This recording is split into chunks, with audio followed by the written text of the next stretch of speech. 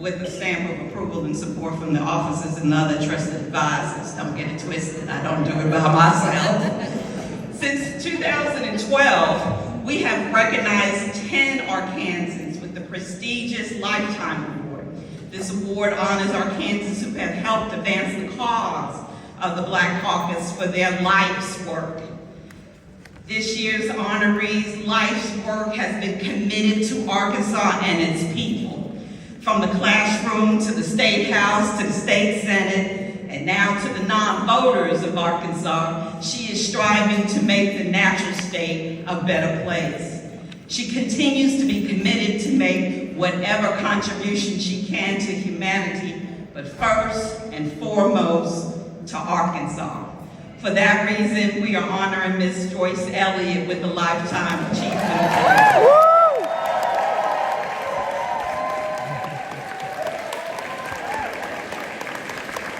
This year's President's Award,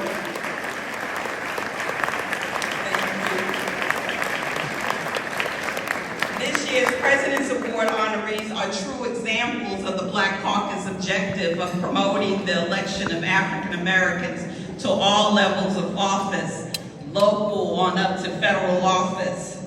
Thank you to all the candidates who ran for office last November. We appreciate you, we applaud you. Tonight, we're gonna honor 3 of your fellow classmates, candidates, for this past election cycle. Dr. Chris Jones showed us how to walk a mile in the Black Belt.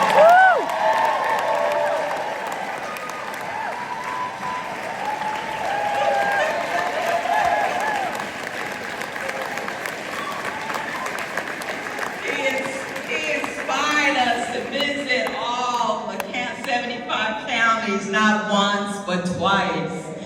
And then we, the voters of Arkansas, helped him to become the first African American to be nominated governor by a major political party.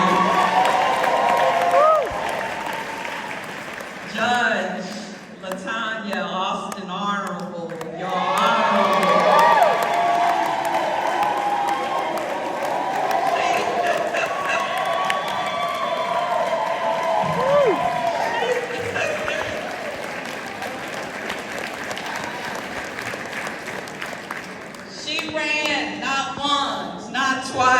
But 3 times to ultimately prevail and win a seat on the circuit court as a county judge in Pulaski County. She's a true example of tenacity, perseverance, and never give up on yourself and your dreams. And then there's our youngest ever honoree for this evening. Born and raised in the small, poor town of Earl in the heart of the Delta lives a young Black teen who is bringing hope to the town of 1,800 people. At the tender age of 18, he decided to be the change that was needed in Earl and ran for mayor and won.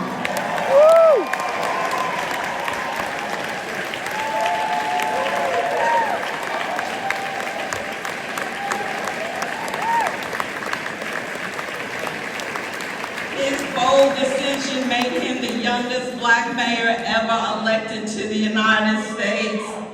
He is a go-getter attitude motivated by his fellow Generation Z peers who campaigned, registered, and voted for him. Ladies and gentlemen, Mayor Smith is our future and moreover our wildest dream. He's young, he's Black, and he's elected. Ladies and gentlemen, it is my pleasure to present the 2023 President Award honoree, Mayor Jalen Smith.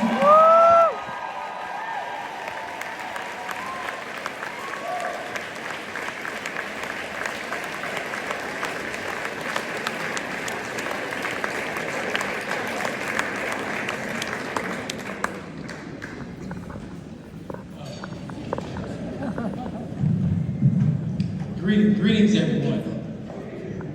I would like to thank the Black Caucus for this amazing award. I'm very grateful to be standing before you all tonight. here in great city of North Little Rock, Arkansas.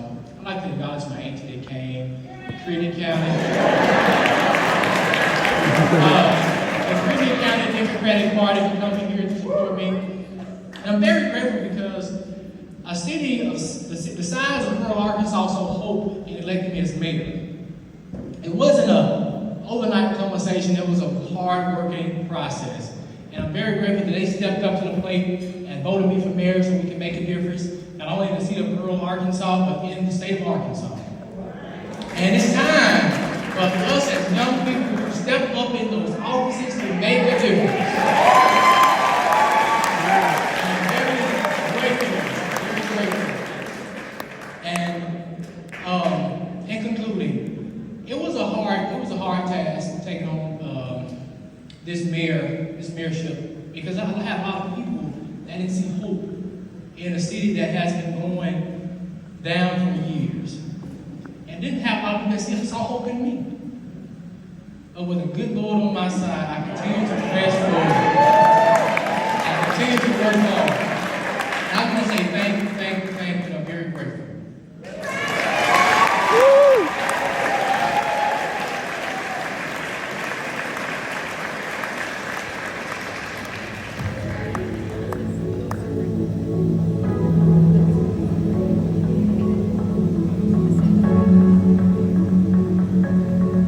My name is Latanya Honorable. I am a circuit judge for Pulaski County Circuit Court Division 5. 3 times. I did. I was about to say, like, which premise? Like, we have 3 to talk about, but yes, I read 3 times. The last one was different, though. It was fueled by a lot of positive, a lot of negative that kind of rolled into this wonderful piece of machinery to get through that last election. And I never stopped because I knew that it was something I wanted to do. I always think about, there was an event I went to and someone asked me to run for another office. And I was like, no, I'm pretty sure I'm supposed to be a circuit judge. And every time I lost, I knew it more. I lost the first time, I knew, okay, yeah, you're supposed to be a judge. I lost the second time. Yeah, pretty sure you're still supposed to be a judge. And so the third time was a no-brainer because I knew I was supposed to be a judge. Ooh. From this process, I learned that I really do have a deep hustle on the inside, and I understand how true I am to my purpose when I know my purpose.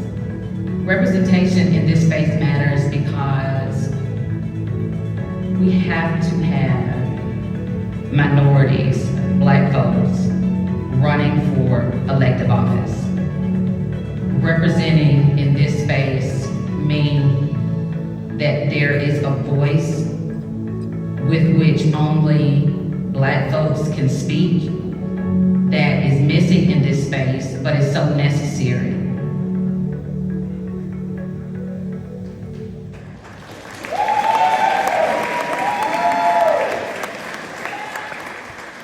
President's Award honoree, Judge Latanya Austin Honorable.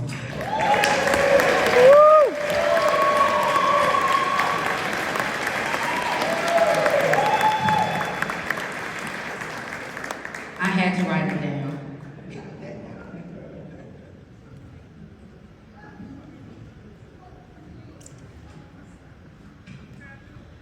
Because I would have 3 election cycles worth of stuff to talk about, and I had to make sure and keep it brief. I do give honor to God, the Father, God the Son, and God the Holy Spirit. Without that Godhead, I am absolutely nothing. My mother, Fran Kelly. My father, you see how she cheers her own self? I love it. Who does that? Fran Kelly. My father's, Roy Laird, who gave me my lifeblood, and Bob Kelly, who raised me to be who I am. My husband, Lee Honorable. My children, Ayana, Yasmin, and Elena. My sister and brother, Jeremy and LaFrancis Pfeiffer. My mother-in-law, Sandra Fairbanks, and my pastor, Eric L. Alexander. All of my friends, my family, and Team Honorable. This could not have happened without you, and I appreciate you. Thank you to the Arkansas Democratic Black Caucus for acknowledging my civic accomplishments and as a nonpartisan judicial candidate and change agent in the community with this President's Award. Thank you. I am fully aware that my path to and through politics was a winding one, but I wouldn't trade the education and preparation that came with running 3 times, nearly 6 years straight, but it got me here. As the saying goes, success is what happens when preparation meets opportunity. That really wasn't my testimony. My testimony was, success is what happens when preparation meets timing. There are many of you that may have worked your butt off to get to elected office, only to leave with the L. But I also heard someone say, that phrase is really a call to action. Don't just passively await opportunities. Chase them relentlessly, refine and improve your game. Grow and learn from your failures and then continue chasing. There was a very specific moment. I can talk real loud. There was a very specific moment when I knew that I would win. And I went to go look at my father's memorial. He passed away February 16, 1979. Today. I found that out. He was 46 years old when he passed. I was 46 years old when I was elected. I could literally hear him tell me, it's your time now, Peaches. It's your time. At this moment in my life, I'm very sure about what I am to be doing. And I'm grateful for all of you all who made that opportunity possible. Thank you, Arkansas Democratic Black Caucus, and thanks to each and every one of you who helped me to be in this space to be able to carry out what I know I was born to do.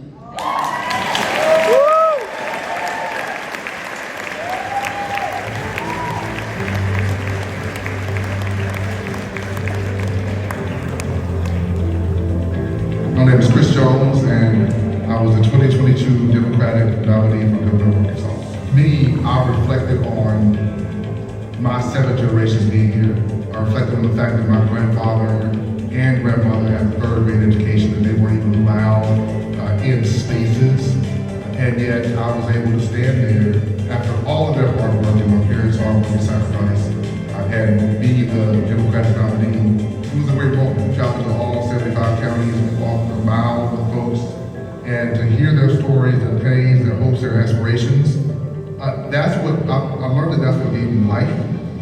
I learned that that's what I'm passionate about, that's what I care about. And I learned even more so than I realized before that Arkansas has so much potential. It's just waiting to be unleashed. And that's what I feel like my life has been about, and that's what I knew this campaign was about. So I had to start with community. Community was embedded throughout.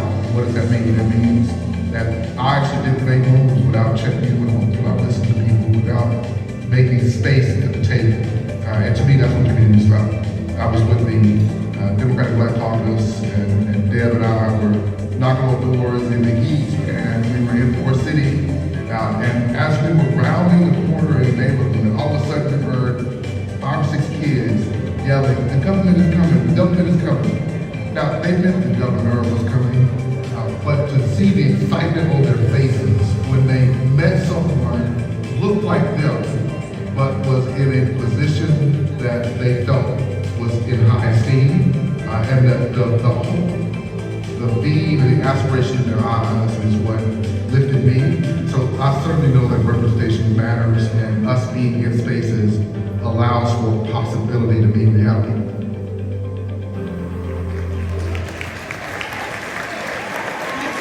Award honoree, Dr. Chris Jones.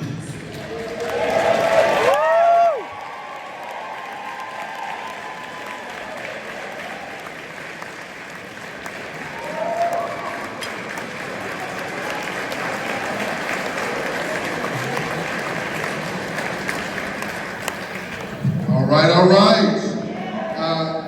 Look, thank you to the Arkansas Democratic Black Caucus. Thank you to my lovely and amazing mother and father who are here today. I love you both. And especially thank you to the original Dr. Jones. The one who I look up to, who I admire, and who I am inspired by. I love you, dear.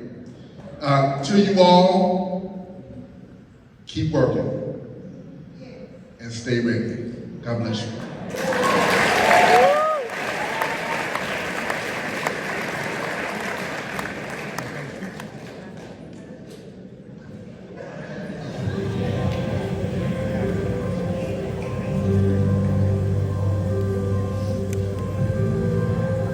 I'm Joyce Elliott. I am the recently turned limited state senator for what was District 31 here in the Little Rock area.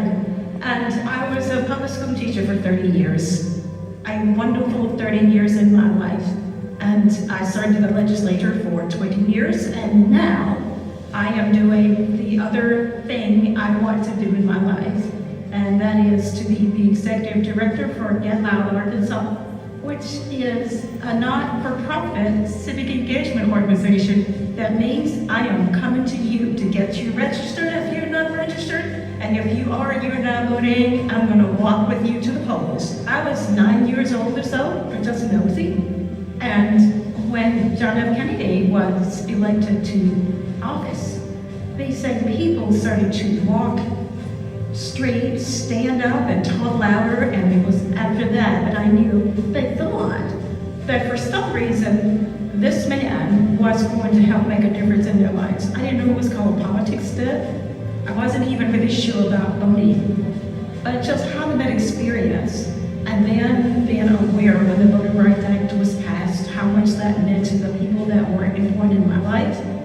I knew I wanted to be in politics because of those experiences. When I was a kid, we had those water fountains. I knew that you would live to breathe when there were white water fountains and colored water fountains.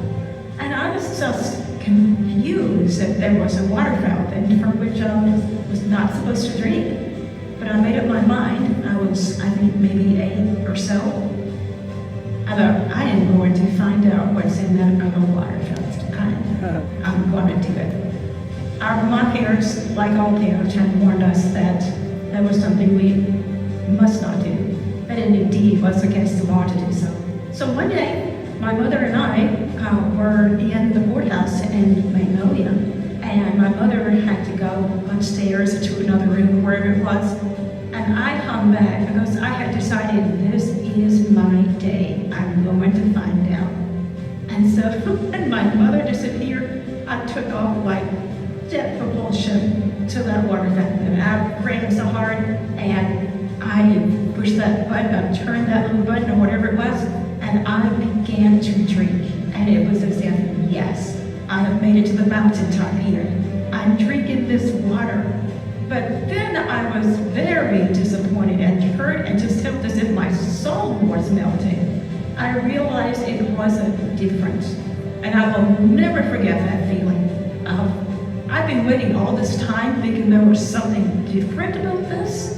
And I couldn't drink out of this water fountain just because what? But the worst part of it was, as kids do, when they try to make sense of things, I had decided the white kids or the white people could have water from that fountain because it had to be something special like strawberry Kool-Aid, my favorite Kool-Aid. Y'all all know Kool-Aid. And when I realized it wasn't, I saw my blood because I had run to the wall so fast. I had bumped my nose and my nose was bleeding. And when I saw it, I thought, well, this doesn't taste like Kool-Aid, but obviously it was strawberry because my blood was in the water. I think that is when it came down on me so hard, I just couldn't believe it was possible for differences to be made for no good reason, because it was the same thing. And then, of course, I became deathly afraid because my mother was coming back soon, and I knew that, and there was this old man there, I just will never forget. I guess he was the custodian, older black man, who came to get me and try to rescue me from my nosebleed. and probably also from having broken the law, a criminal at 8, I guess. But he grabbed all kind of rags and towels and stuff, and he was trying to clean me up because I'd gotten blood all over me and on the wall, and so he had to clean the wall. And he was so afraid. He was afraid for my mother. He didn't say something about my mother would get in trouble, and he did not want her to see me that way. But he did the best he could. But you might guess you can't get rid of that kind of blood. But people were trying to save me from a system that they should never have had to try to save me. And as an 8-year-old, getting that kind of experience of that kind of disappointment, just because of racism and prejudice and bigotry, just left a mark on my life that forever said to me, you will do better, you will treat people right. And it really, there are days when I think, no, everybody can drink the water. Everybody can have it, and I will make sure they can.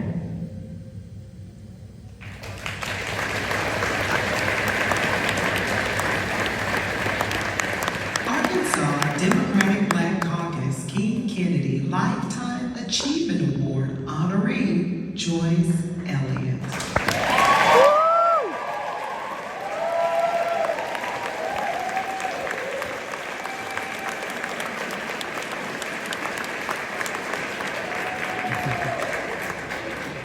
I don't know, that whole story makes me not just a rule breaker, but I broke the law at 8 or 9 years old.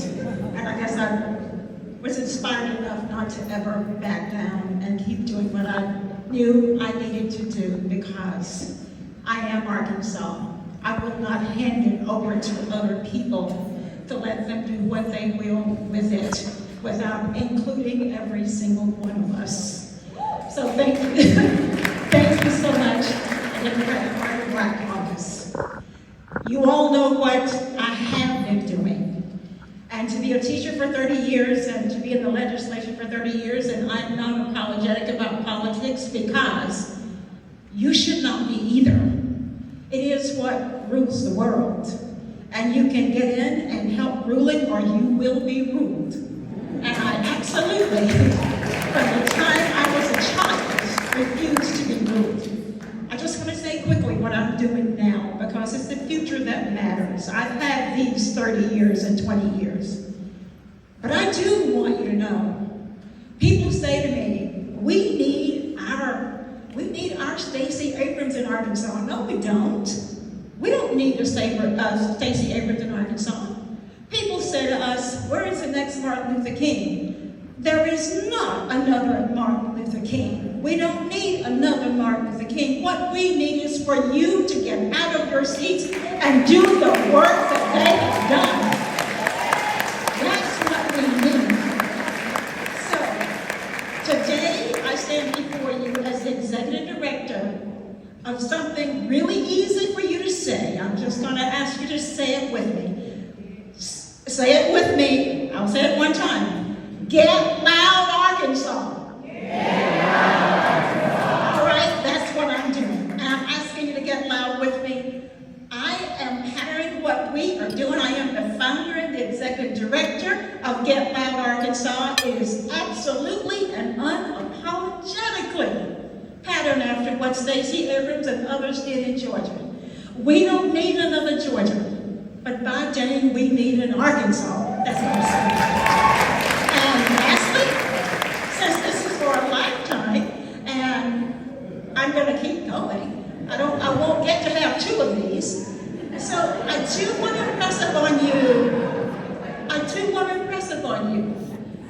You can be as happy as you want to, but I'm going to work myself to the bone to do that. But I can't do it, we can't do it without money. I'm not going to ask you for it tonight because we're a 501c3. I'm just letting you know nothing comes free. And to close, I appreciate all of you honoring the services I have given. I have way too many friends here to try to recognize them and thank them, but they know who they are and I thank them.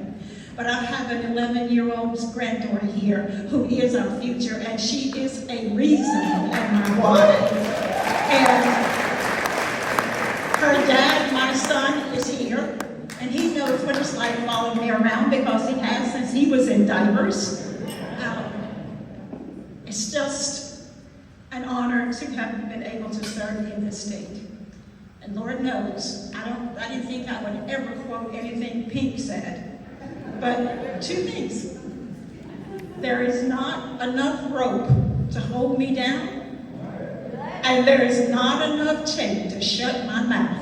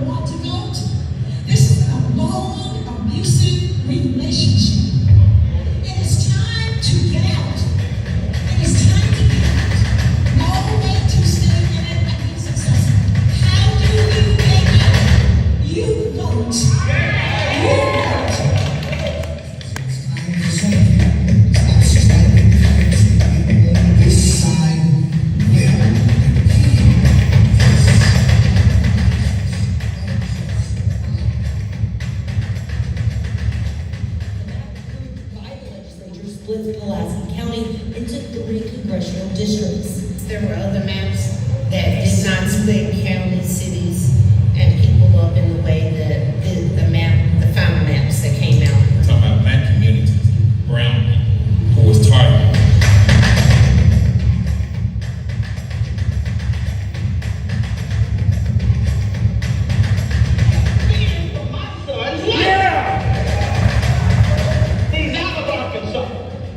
And I thank God he is. When you're bringing up crap like this, around hold the streets around, we are going to let any injunction time us around. For when I have seen the glory of the glory of the Lord. And all men are created equal. But all men are created equal.